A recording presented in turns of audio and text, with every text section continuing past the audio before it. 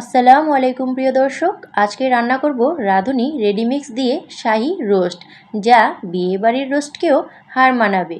তো ভিডিওটি দেখতে চাইলে অবশ্যই আমার সাথেই থাকুন। তো আমি কিন্তু এখানে 4টা বড় বড় মুরগির রানের টুকরো নিয়েছি। এ পর্যায়ে আমি একটা ছুরির সাহায্যে ভালো করে কেচে কেচে দিব, যাতে মশলাটা ভেতরে ঢুকে। আর সেই সাথে এখানে দিয়ে দিব লবণ, একটু ফুড কালার আর একটা লেবুর অর্ধেকটা চিপে রসটা দিয়ে দিব।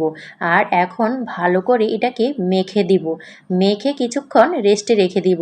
আর এখানে নিয়ে নিব টমেটো, বাদাম পেস্ট, কাঁচামরিচ, পেঁয়াজ, গরম মশলা, আদা রসুন পেস্ট, দুধ আর 1 প্যাকেট রাঁধুনি রেডিমিক্স রোস্টের মশলা। আর এখানে আমি চলে যাব এই চিকেনগুলোকে ভাজতে। আর এখানে ভালো করে একটু উল্টে পাল্টে ভেজে নিব আমি। তো দেখতেই পাচ্ছেন, একটু উল্টে পাল্টে ভেজে নেব। আমার এই মুরগির সাইজটা অনেক বড় হয়ে গিয়েছে, যা আমার হাঁড়িতে থাকছেই না। তো যাই হোক, ভাজলাম, তাও তবুও উল্টে পাল্টে ভালো করে ভেজে নিব, তারপরে তুলে নিব। আর এই তেলটাতেই আমি দিয়ে দিব পেঁয়াজ, আর দিয়ে দিব গরম মশলা আর একটু তেজপাতা। ভালো করে নাড়াচাড়া করব। যখন ব্রাউন কালার হয়ে আসবে তখন দিয়ে দিব আদা রসুন পেস্ট।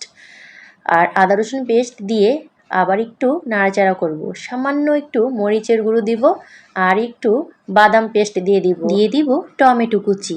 আর টমেটো কুচিটা দিলে কালারটা খুব সুন্দর আসে, এটা কিন্তু অবশ্যই দিবেন। আর একটু সামান্য পানি দিব, যাতে ভালো করে মশলাটা কষানো যায়। তো লবণ দিয়ে দিব, আর দিয়ে দিব রাঁধুনি রেডিমিক্স মশলা। এটা হচ্ছে রোস্টের মশলা, তো আমি কিন্তু পুরোটা দিব না, আমি অর্ধেকটা দিয়েছি। সামান্য একটু চিনি দিয়ে দিব। টমেটো সস দিলে যে কোনো খাবারের স্বাদ অটুট থাকে। আমি কিন্তু টমেটো সসটা ইউজ করি। সামান্য একটু দুধ দিয়ে দিব, দুধ বেশি দেব না, কারণ টক দই দিব তাই। আমি এখানে হাফ কাপ টক দই ব্যবহার করেছি।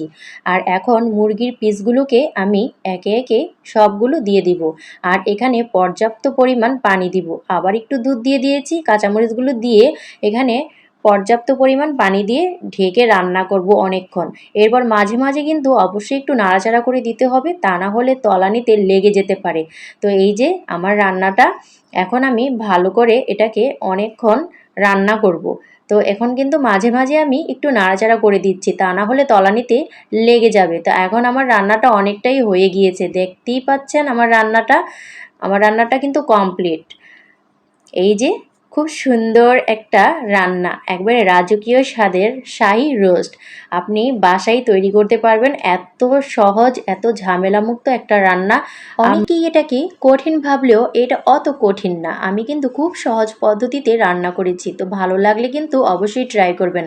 আর এখন একটু পরিবেশন করে একটু খাওয়া দাওয়া করব।